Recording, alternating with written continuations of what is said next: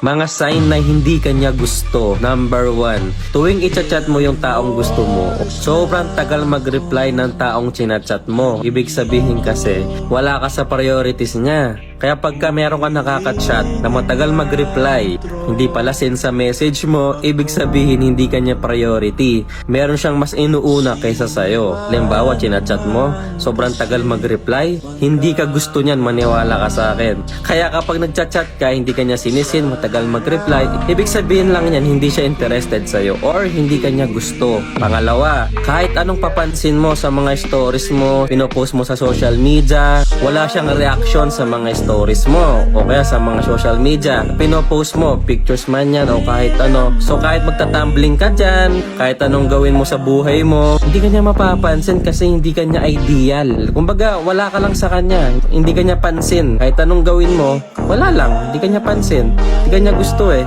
Kahit magparinig ka pa sa social media, wala lang yan kasi nga hindi ka gusto. Pangatlo, wala siyang time sa'yo. Sigurado yan kapag yung tao kasi sinasabi na busy, hindi totoo yun. Halimbawa, may